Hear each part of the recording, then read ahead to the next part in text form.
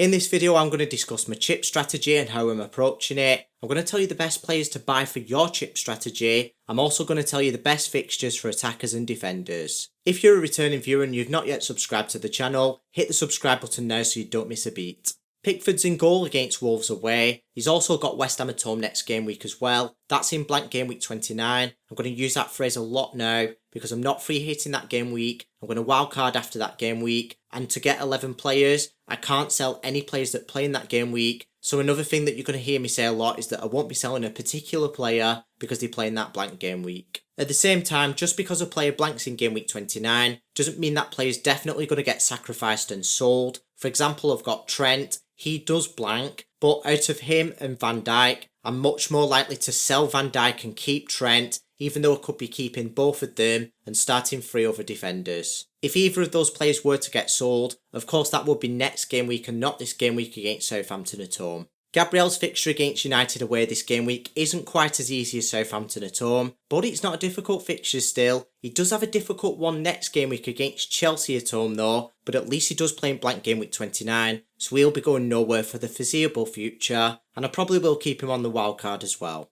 If you're wildcarding after the blank game week like me, there's not any good decent budget goalkeepers that you could buy if you want to buy one right now. Obviously you could get Sarr from Wolves. He's got the best defensive fixtures, but then Wolves have got a poor defence. Chelsea have got much worse fixtures, but then their defence is stronger. Jorgensen's an option, or you could go for Areola. He's also 4.2 mil. He plays for West Ham, who are another poor defence, whose fixtures aren't too bad either. So the budget options are quite rubbish, but if you can afford it, I'd play it safe with Raya. Arsenal have got the best defence out of all the teams that don't blank in game week 29. I know that their fixtures aren't great, but I do think he'll probably get the most points from now until then. If you are free hitting in blank game week 29, I think the best two options are Pope and Henderson. That's because Newcastle and Palace doubling game week 32. I know that's not showing on the screen. Sorry about that, I do need to go back and change it. I did recently start a new job, so I'm sorry about that. It's been really busy recently. But yeah, they are the best two options, Pope and Henderson. Target those double game week players if you can. The same logic applies to defenders as well. I'd go for Munoz from Palace and Shah from Newcastle. I know they are a bit more than the counterparts at the same clubs, but they are attacking defenders, and most of all they are nailed. You want to make sure they're playing in that double game week. As for us lot who are wildcarding after blank game week 29, I'm assuming we've all got Gabriel, so a couple of other options are Saliba from Arsenal. You could go for a double up. Vardiol, I think he's a really good option. I'd probably go for him over Saliba because he's more attacking, but I do trust that Arsenal defence more. So in summary, I'd say that Vardiol's got a higher ceiling and Saliba's got a higher floor. Another option's Ait-Nouri. I know I said no to Sarr earlier, but Ait-Nouri's got that high attacking upside where I don't think there's much competition right now with the blank game week. Just quickly covering the bench, Fabianski's not really getting anywhere near West Ham's first team at the minute. I know he was at one point this season, but that's not the case right now. It wouldn't matter if he was anyway. I'm obviously going to start Pickford with the easier fixture. That's whilst Fabianski faces Newcastle at home. As for the outfield players, and Jai's first on the bench, I'm not expecting him to play right now. This video's been recorded before the press conferences, so I can get the video published for you, but right now he is doubtful. There's not much between Vandenberg and Castagna. Brentford have got slightly better clean sheet odds against Villa at home than Fulham have against Brighton away, so I've put Castagna last on the bench, but Vandenberg's expected minutes aren't quite as reliable right now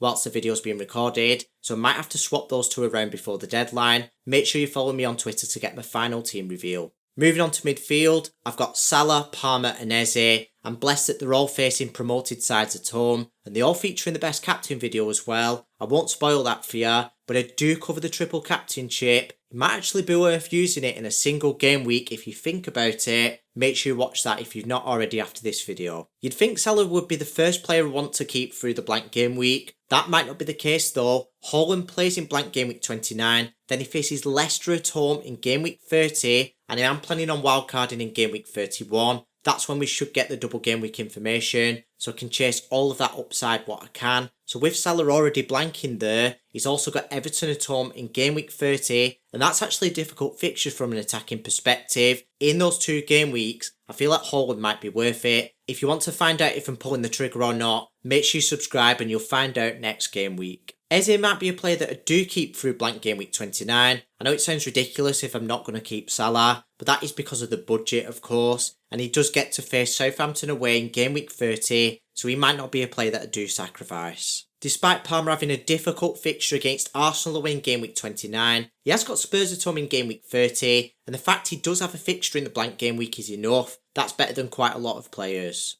Bruno's next two fixtures are in reverse of Palmer's. He's got Arsenal at home this game week, then he's got Leicester away. Nice easy fixture in blank game week 29. I will consider him for captaincy as well. Again, I can't stress to you enough, make sure you are subscribed to the channel so you don't miss the best captain video. Iwatara's expected minutes are starting to drop now. I really hope he does make that blank game week, but I can understand why those attacking players are coming back from injury, such as Evan Nielsen. It would be horrible if I miss any of the fixtures before the wildcard. They're all easy from an attacking perspective. In fact, they are the easiest in the league. If you're wildcarding after the blank game week, I think Semenyo's probably your best bet to bring in out of all the midfielders. He's only 5.7 mil. He probably offered the most points per million out of all your midfielders, and you can splash your budget elsewhere. And do you know what? Even though he's cheap, he should get a decent amount of points as well. If you're on free hit 29, I'd go for Eze or Sarr. I do prefer Eze, he's got a slightly higher chance of penalty duties, and I do think he's a bit more reliable than Sarr, but Sarr is still cheaper. And do you know what, actually? If you can get both of them, go for both of them. That's the whole point of free hitting in blank game week 29. You can keep those players for the game week 32 double. You are going to want to triple up on Newcastle as well as Palace, but if you are going to do that right now,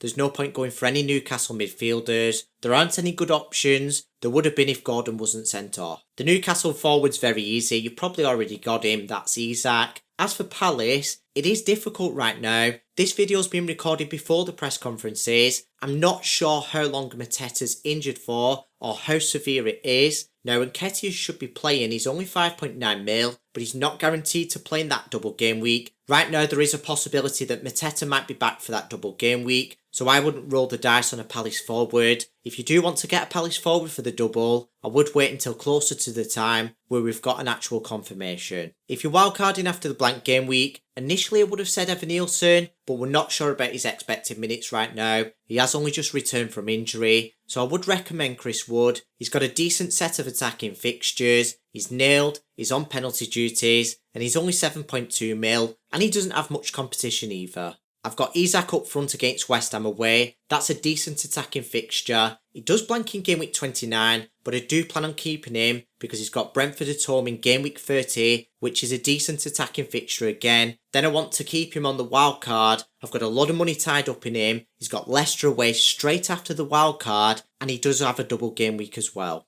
Lastly is João Pedro against Fulham at home. That's not the easiest of fixtures from an attacking perspective, but then again, I kept the patience in him. He's got 2 goals and 1 assist in his last 2 game weeks. That's 20 points in total for a cheap differential. Another thing is he gets to play in blank game week 29, so of course he's going nowhere. When it comes to the transfers, I have only got 1 free transfer. I would like to see if Njai and Vandenberg are available to play next game week, so I'm not taking any hits. I don't want to be selling them this game week. I would probably end up selling a forward and Salah for Haaland and a midfielder next game week, and that would require 2 free transfers without taking a hit. Make sure you follow me on Twitter to find out my final team reveal.